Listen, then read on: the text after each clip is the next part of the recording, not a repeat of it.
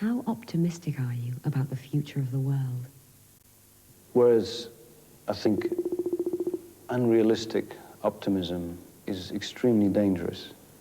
Realistic optimism is the source of life, because if you expect things to go badly, there's an increased chance that they will go badly.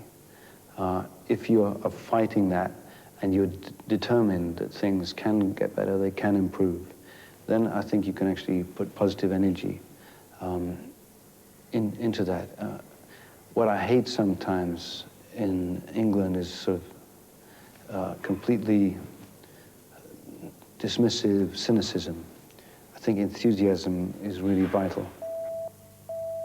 Here are 9 categories of questions. Please select a category by simply touching the screen. Power and glory. 16. What do you most like about being famous? Attention. Number 1. Who are your heroes?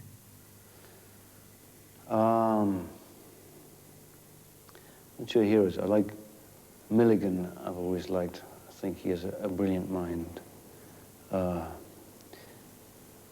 Gandhi.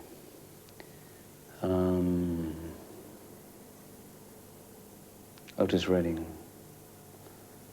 I think, yeah, Biko in some way too. It's really inspiring. Number 7. What is the thing that you most fear during a performance? Forgetting the words, which I do quite frequently.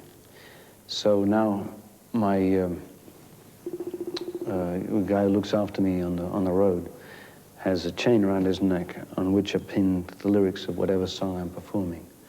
And although I think I've only once gone over to him and looked at it, it's like a security blanket that I know it's there and is within reach.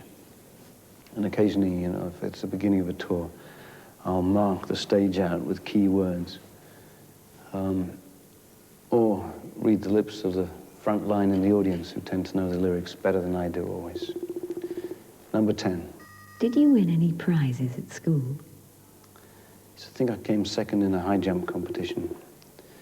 And I wasn't very athletic, so that was a big moment for me.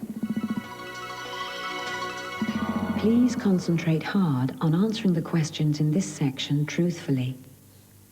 If you appear not to be telling the whole truth, you will forfeit the chance to show your video. From the 5 questions which follow, you may pass on just 2. Where did the first WOMAD festival go wrong? It was overambitious. We assumed that the whole world was going to get excited about music from many countries as we were. And I think, you know, that's come to pass. But at the time, we needed a 30,000 audience a day, and we got a 10,000 audience a day. So we should have scaled it smaller. How exclusive is the real world? It's open to all comers. But the real world is also a studio, which at the moment is a commercial entity, which is available for those, who can pay for it. But also we're trying to do a lot of the real world label recordings there, which are musicians from many backgrounds, many countries, many cultures. And we're trying to give them the opportunity to work with great technology, hopefully to produce really powerful, passionate recordings. And so those don't require the money.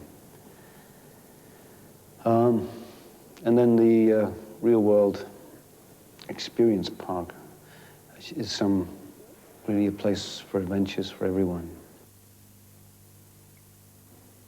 To what extent did your departure from Genesis meet with resentment?